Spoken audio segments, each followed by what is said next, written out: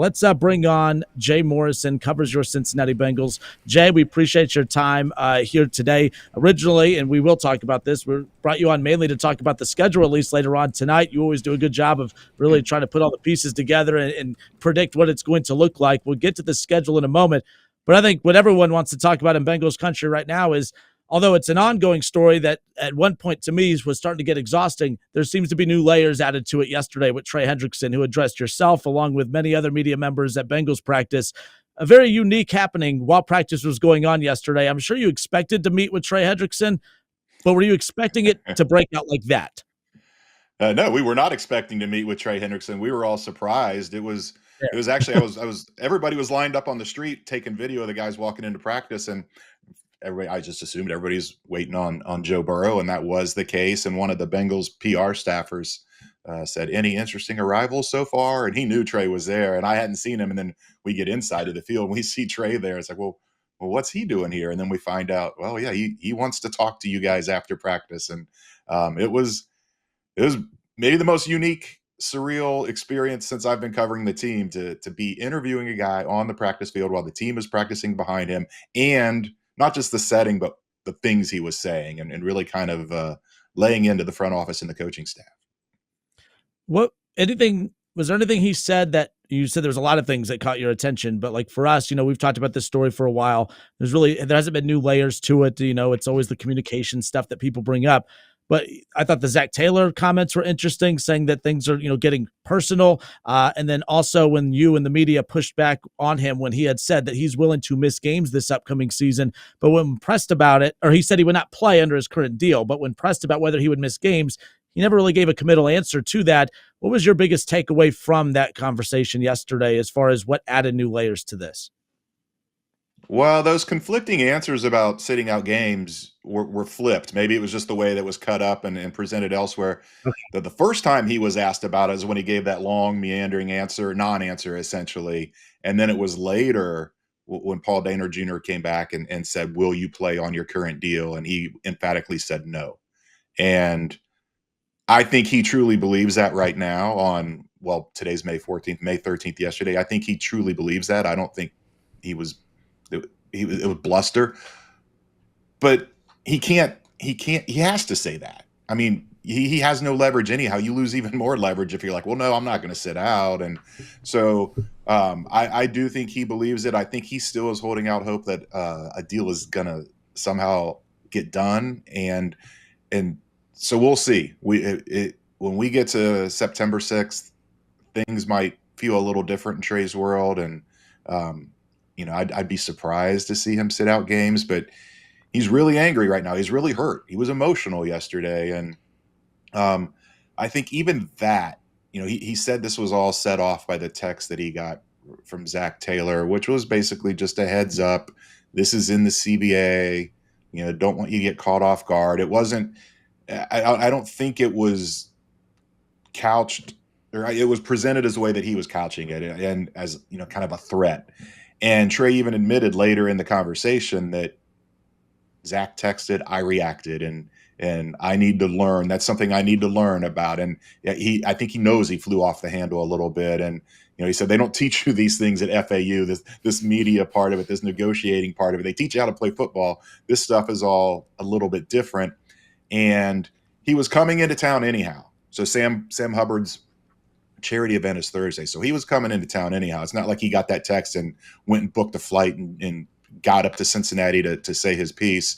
But I don't think he was planning on talking to the media until he got that text from Zac Taylor. And I don't think he's doing himself any favors, but he just wants his side of the story out there. And it's obvious that he's paying attention to what we're writing, what you guys are saying, what fans are saying on social media.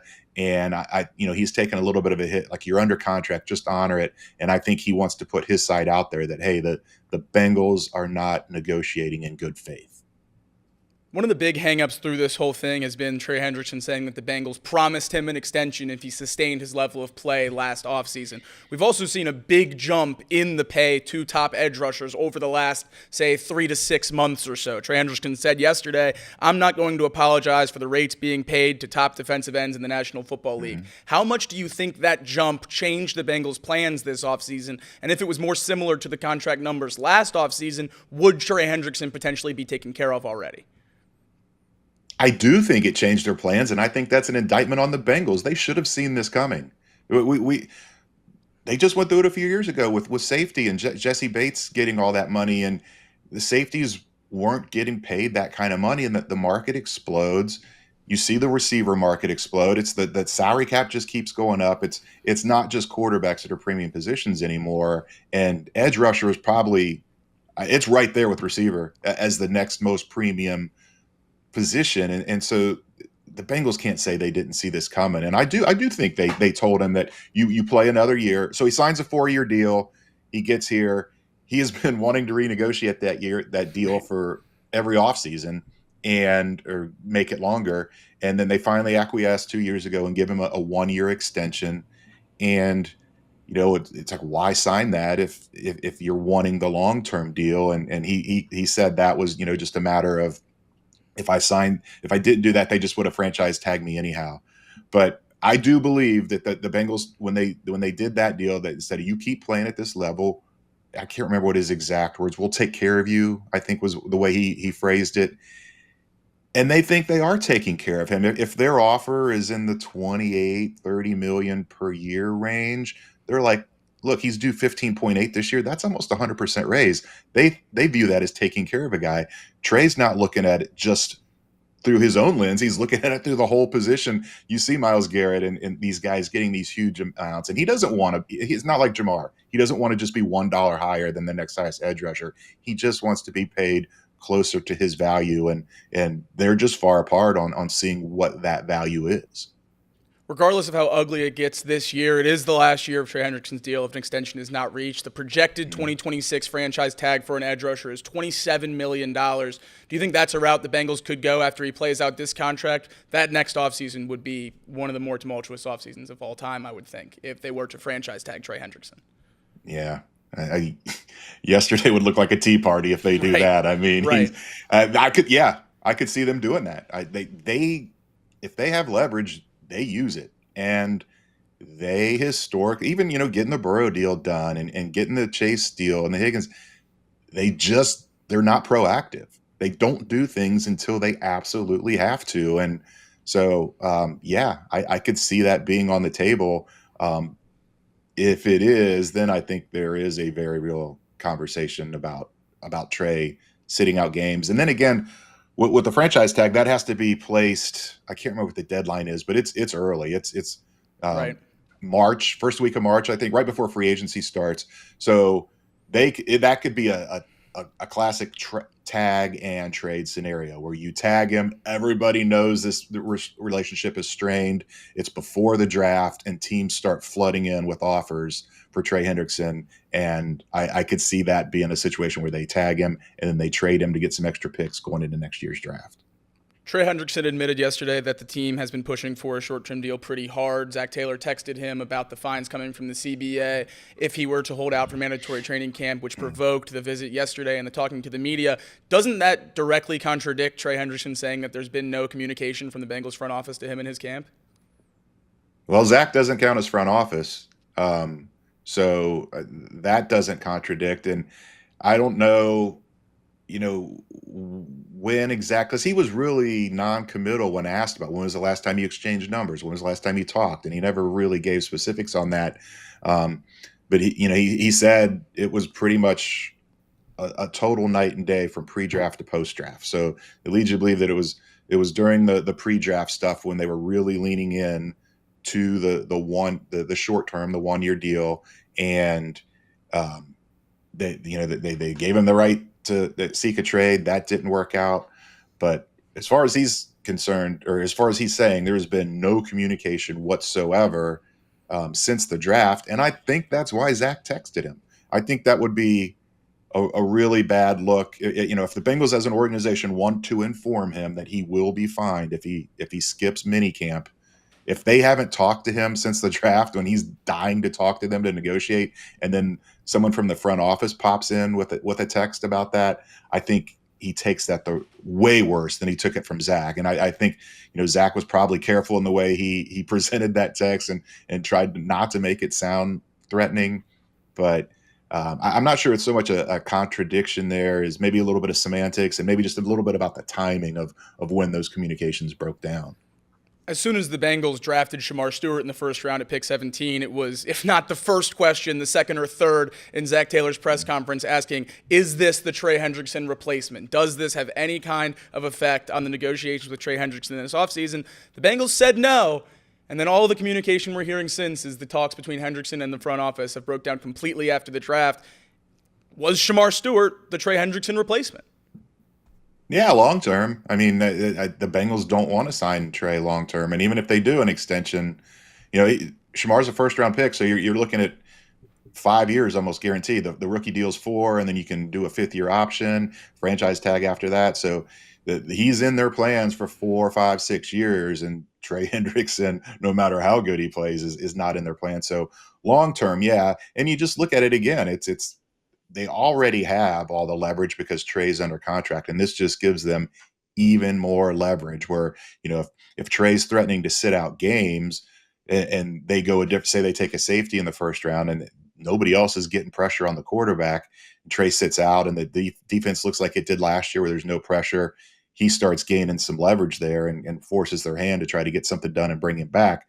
Now you've got guys that they're hoping can, Miles Murphy, they're looking to take a step, and Shamar Stewart and these other guys. And if Trey does sit out and they're all of a sudden getting pressure and affecting the quarterback, it's another piece of leverage for them. So I don't think that's the reason they went. I do think that they went best player available in their mind. I know people argue about Shamar Stewart being the best player available at that time, but I don't think that pick was solely about Trey Hendrickson this year. It was definitely, as most first round picks are, a long-term look. We got Jay Morrison, Bengals Talk, Sports Illustrated, covers your Bengals, obviously, giving us some time today, obviously heavy on the Trey questions. Earlier in the week when you and I spoke, you had mentioned that you had the Joe Burrow presser yesterday. Obviously, that didn't happen with the Trey Hendrickson stuff, because obviously yesterday he arrives at practice. 2 days ago is when the Adam Schefter and all the other reporting started coming out regarding the lack of communication between the front office and his side. Is moving Joe Burrow's presser, does that have anything to do with the Trey Hendrickson stuff that's come out the last couple of days? I felt like it was an obvious domino, because it was right after the Trey Hendrickson statement came out that the email came that Burrow wouldn't be talking. But I've been told that Burrow had a really long, he's doing this quarterback documentary, and he had a really long final interview with them on Monday, and he wanted to delay the Tuesday press conference till Wednesday, and he was informed that the media aren't here on Wednesday. So they just decided to push that to next week. So I was told it was not related. It certainly looks like it with the timing of it all, but it's not as though you push it back a week. He's still, the first questions next week are going to be about Trey Hendrickson regardless. So it's not like he's going to get away from this, and it's going to be really interesting to see what he has to say. He has stood on the table for Trey and said he said T is in need, and he said Trey is right there too. Jamar, T, they need to get these guys done. Does he take that same tack next week, or does he just kind of take a step back and say, I don't want to get involved in Trey's business? It's going to be really interesting to see how Joe approaches this next week.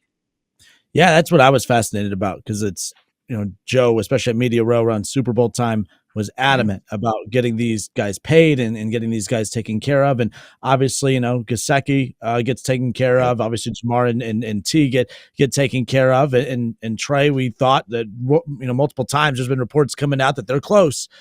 And it's like, with how hard Joe Burrow fought in the media, if he just all of a sudden stops, it's not a bad thing, but it could be viewed as that, like, all right, you stopped going to bat for me. What's going on? I'm just curious to see if there's any drama that plays out as far as that. If he feels like, okay, my guy stopped going to bat for me in the media when he worked so hard for T and Jamar, that would be the next layer that I'd be keeping an eye on as far as that goes. Yeah, Joe said something to Trey right before he came over to talk to us yesterday, and I would love to know what that was. It might have been a little joke, who knows? But it was everybody knew what was going on, and even once we came back in after everything was over, and a young Bengals cornerback passed me in the hallway going back to the media room. He's like, "What did Trey say to all you guys?" And that they want to know. They all want to know what's going on as well. And it's May. It's not a distraction at this point, but everybody's paying attention. And if this lingers into training camp, it very easily could become a distraction for this team that does not need distractions with the way they've started the season the last few years. Perfect segue. Perfect segue. Yes. Let's talk about those slow starts. And I think everyone, a lot of people are very curious to see the schedule when it comes out for their respective teams. The Bengals, I think, probably have a fan base that I think is the most anxious to see what the first month of the season looks like because of those slow starts, as you mentioned, 1-3 starts the last 2 years. Obviously, they've been their biggest opponent during those stretches at times, but I do think who is laid out in front of them is going to obviously be huge for them this season. A lot of rumors, all the leaked schedules, all this, potentially playing Sunday Night Football at Buffalo week 1. Obviously, I'm a big fan of the schedule release. How do you feel about the schedule release that the NFL has turned into a big event on the calendar, of course? And how do you potentially see the schedule shaking out for the Bengals as far as any of the tea leaves that you've been able to read thus far? I love the schedule release. I always have, even before I covered the league, and it's gone to a whole nother level now. But um, I've done it in the past. I don't have the time to do it today. I'm actually leaving for a little vacation tomorrow. So, but in the past, Nice. I've sat there and followed all the leaks and created a spreadsheet and be like, okay, if this game's happening here, it means the Bengals can't play that team this week. And you kind of piece it all together. And I've been able to get really close in the past. I think anytime you're looking at a schedule, you ideally want to play teams early that either have new head coaches or new quarterbacks or unsettled quarterback situations before they get all that settled. So Cleveland would be an ideal early opponent. They've got Jacksonville. You not only have a new head coach down there in Liam Cohen, but you have Travis Hunter coming in. He could set the world on fire, but maybe it's a little bit slow getting going. How much does he play DB? How much does he play wide receiver? Those kind of things, I think, is what you look for. Home and away, you look for too. It's obviously much better to open at home. That's not going to happen. The Bengals are going to be on the road because the Reds are home in week 1. They're not going to be at Buffalo in week 1. I know that for sure. But it looks like it's going to be road home. But that fourth week there's no conflict there that says it has to be home. So it could be road, home, road, and you get 3 of your first 4 on the road. That's a tough start for a team that has been struggling out of the gate. And then the other thing is the primetime games. They've really kind of got the short end of the stick from the league. They've since 2021, all 5 of their division primetime games have been on the road. All 5 of Baltimore's division primetime games have been at home. That's out of whack. The Browns and Steelers are both at 3-3. They've had an even split home and away.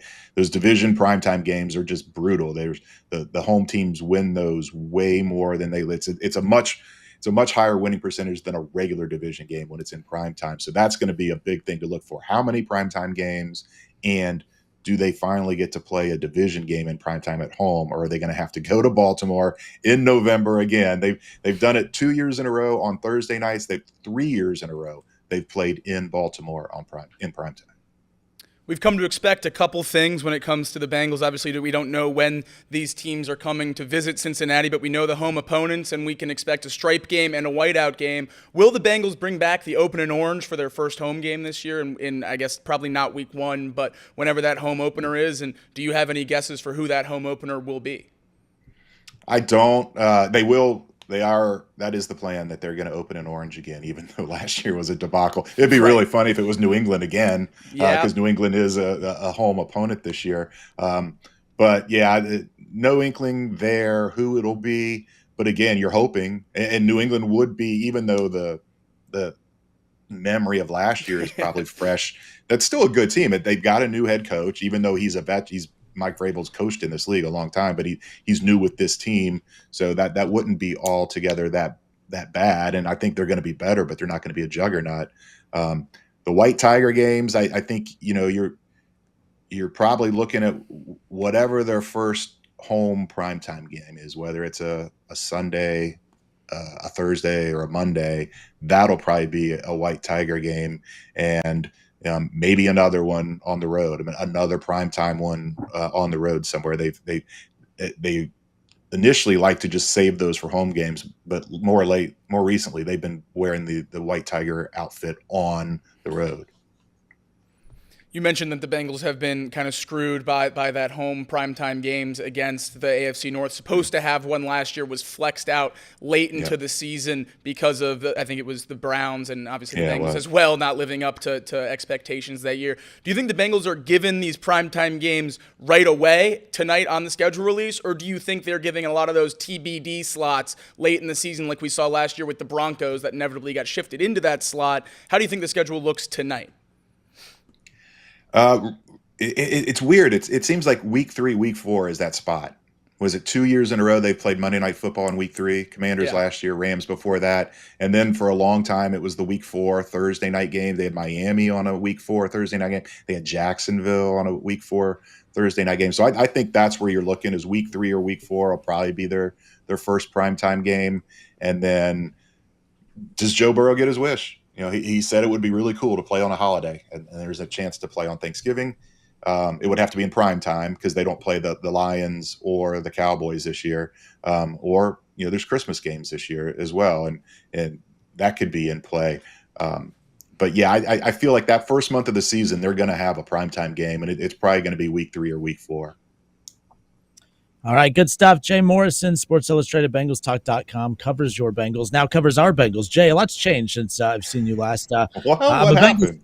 I'm a Bengals fan now. Apparently, there was a show back in October, and I didn't think the Browns had a chance of getting Shedeur Sanders. Shedeur was the guy that everyone was saying was going to be the 1 or 2 off the board, quarterback-wise. I said if Cleveland drafted Shedeur Sanders, I would give up on Cleveland. I would become a Bengals fan. I'd be who-daying it up with everybody.